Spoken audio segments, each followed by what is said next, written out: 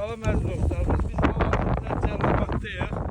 Cəllabadın torpağı həqiqətən bərəkətli bir torpaqdır.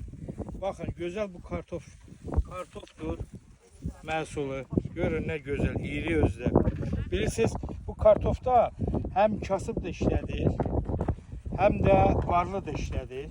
Bu kartof bir bərəkətlidir. Cəllabadın bu qara torpağı həqiqətən bərəkətlidir. Bəzi insanlar var ki, Cəllabadı adından istifadə edirlər. Cəllabada ləkə gətirmək istəyirlər. Cəllabadın icra başçısı Rafiq müəllim həqiqətən gözəl bir icra başçıdır. Cəllabad sakinlərinə yüksək səviyyədə diqqət və qayğı göstərir.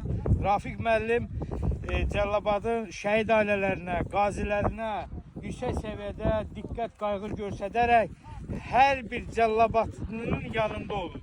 Baxın, analar, bacılar nə cür zəhmətlə, öz əlləri ilə, öz məhsullarını, kartofu əkərək və bizim Azərbaycanımızın məhsulları Rusiyada da tanınır. Rusiyada gedir bu kartoflar. Haranın Azərbaycan kartofu. Azərbaycan hansı yerin, rayonun Cəllabadı. Və Cəllabad həqiqətən çiyələyi ilə, kartofu ilə, noxudu ilə gözəl tanınır. Eşq olsun Cəllabadlara. Cəllabad sakinləri, Cəllabadlar həqiqətən də zəhmətkeş bir insandırlar, şəxsdirlər. Bilirsiniz nətərdir?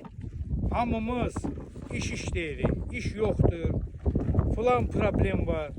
Baxın, kadınlar zəhmət çəkərək, gənclər də var burada, zəhmət çəkərək əldə çörək pulu halalca qazanc edirlər. Bilirsiniz nətərdir? Bəzi insanlar var ki, evdə yatmaqla rahat pul qazanmaq istəyir, ancaq rahat pul qazanmaq üçün o mümkün deyil. Zəhmət çəkməlisən, halallıqla ruzu bərəkəti qazanmalısın. Allah bərəkət versin.